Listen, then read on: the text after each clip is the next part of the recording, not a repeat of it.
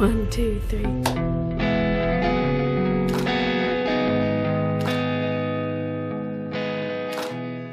When you don't rehearse, you don't improve. And when you don't improve, things get stale real quick.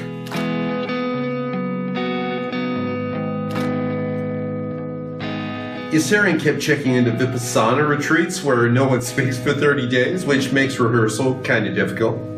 And then Rose was already parachuting into a bunch of side projects, which gnawed away at her availability. Billy was up to rehearse, but then often forgot to bring his memory to the show.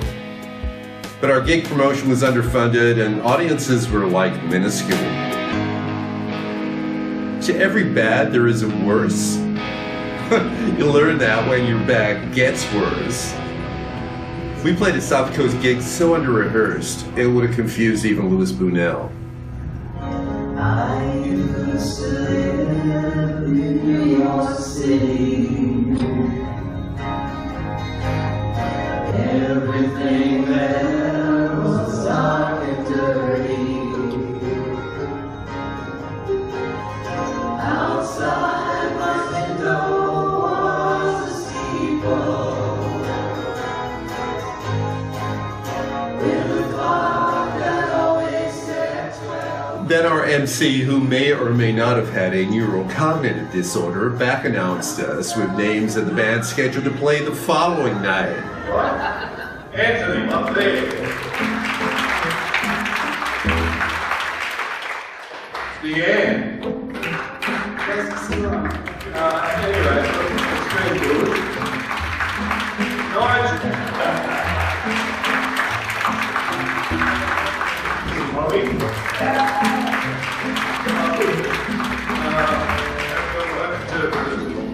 People they don't understand people talking with Scottish accents, and there's a possibility that we'll put interpreters in for you.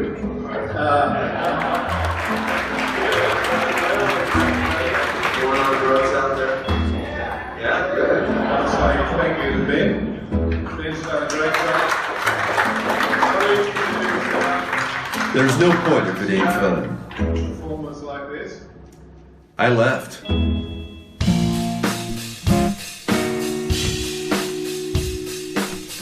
I felt relieved. Then I felt sorry. Sorry I hadn't listened to my instincts and stayed in Bali.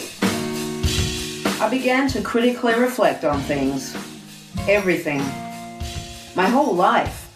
That's difficult when there's no distance between you and the things you're reflecting on. It's like trying to read the label from inside the jar.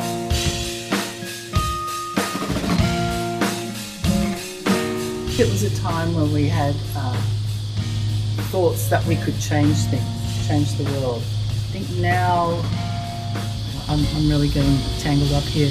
I was sad that they were going because they're a great couple and we had lots of fun, played lots of music and everything. But I could understand they needed to go.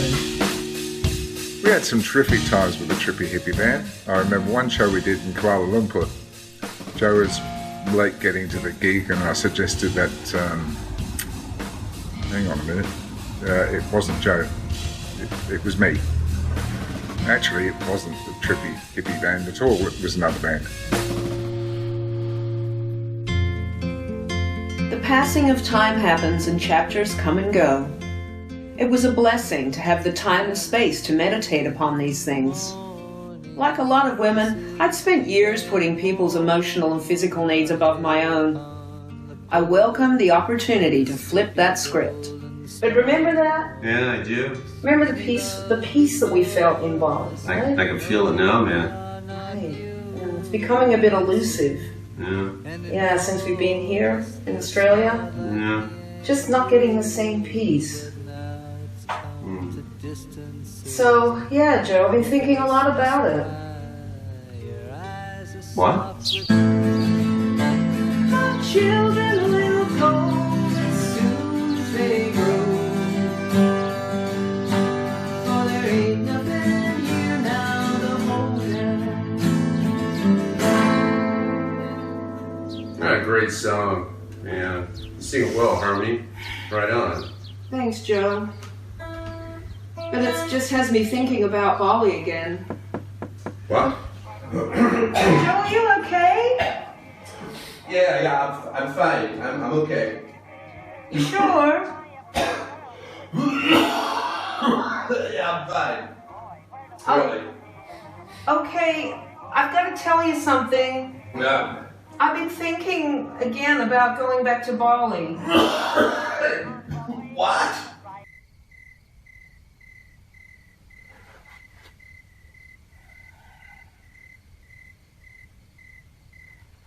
Joe? Yeah. Can I talk to you for a second? Uh-huh. Yeah. What about? Well, you know how I've been thinking a lot about going back to Bali? Yeah. Mm-hmm. Well, I think I would like to go, and I'd like to go alone. What?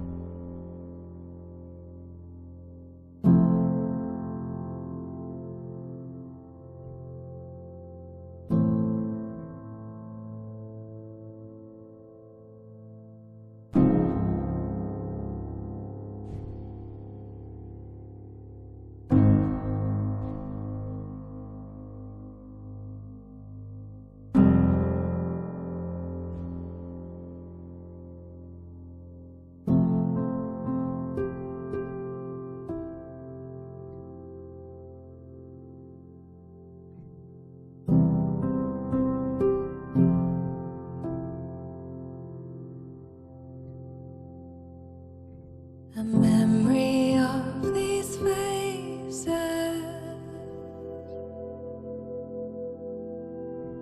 fading as the years go by, reflected in the window pane, fading light.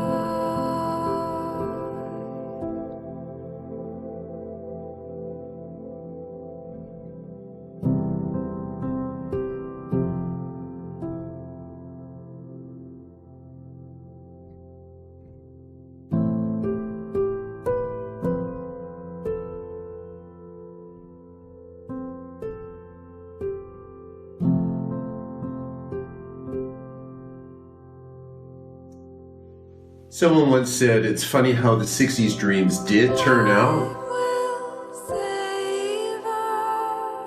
just not exactly the way we dreamt them. Dreams are easy to create, and just as easily, dreams die. We all have a lot of dreams, but we just don't have that many lives. I think there comes a time to lay all our dreams out before us and to some of them just calmly say goodbye.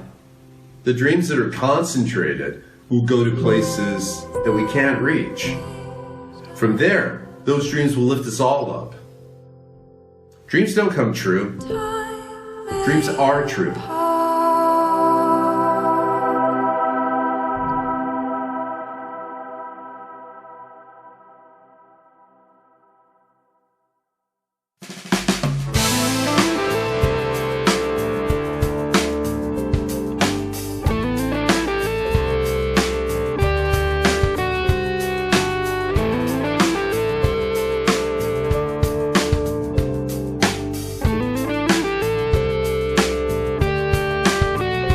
There's a black granite wall in Washington, D.C. that bears 58,260 names on it.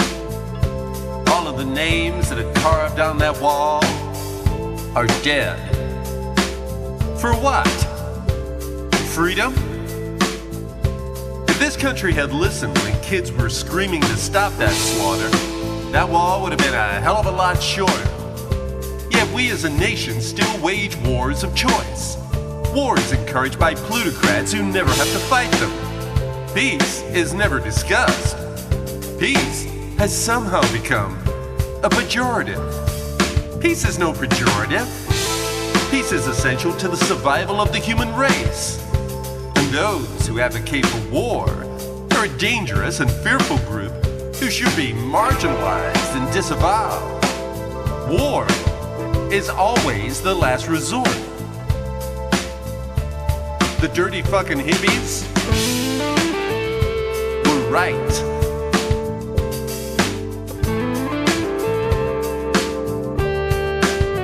We've elected sociopath after sociopath, decade after decade, to every level of government. Many of them slaves to the corporate parasites that gorge at the public trough, while the most vulnerable people in our society, the sick, the young, and the old, go wanting.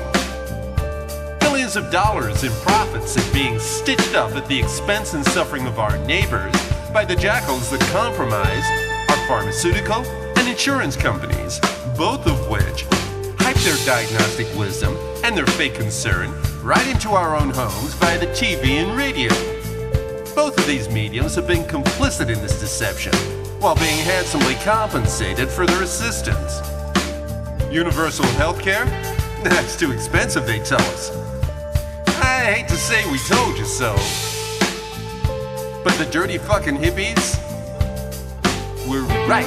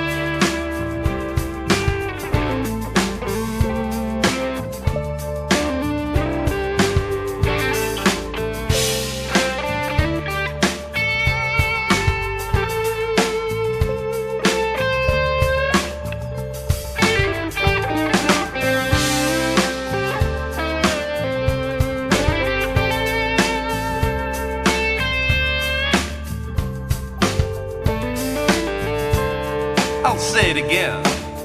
The dirty fucking hippies were right.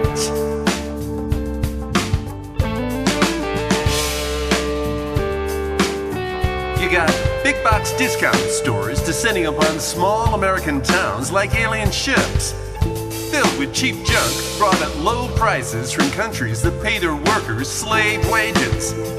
Plutocrats love this business model. Mom and dad shops can't compete with the prices set by these corporate nimrods. And who's really surprised when these small businesses in these tiny hamlets fail, leaving streets filled with empty storefronts, and even in some cases, forcing these same small business operators to go to work for the very same people that ruin their lives. Small town America is decimated by this invasion. And more often than not, they can't stop it. Wall Street's cannibalized itself. And to satisfy the pangs of their greed, they now come to the government for their daily meal. And still without a hint of irony. A corporate spokesperson for this ravenous tribe mounts a soapbox and has the temerity to rail against the evils of socialism.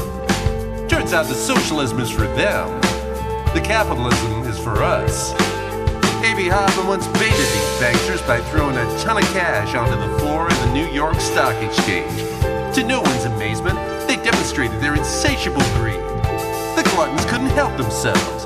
They stopped trading, got on their knees, and swept up that free loot. Man, Wall Street should have been neutered a long time ago. I'll say it again. The dirty fucking hippies were right. Right. The dirty fucking hippies were right. The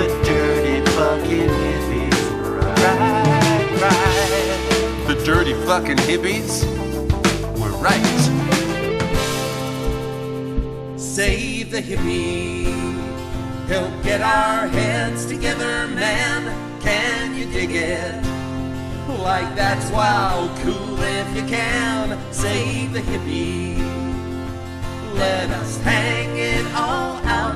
Let's all make a big joint effort, but don't let us die out.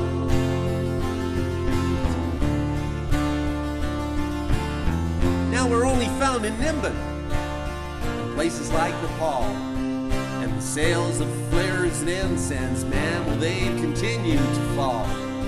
Hey, you know what? We should buy that farm in Woodstock. Yeah. Make it a hippie preserve. Put all us hippies on it, and you can all have a real good perv. Watch us tune in, turn on, drop out, feed us lentils, grow us dope. Ah, flower power, it's real, man. It gives us all some psychedelic hope. To save the hippie, help get our heads together, man. Can you dig it? Like that's wild cool if you can. Save the hippie, let us hang it all out. Let's all make a big joint effort, but don't let us die out. Let's all make a big joint effort, but don't let us die out.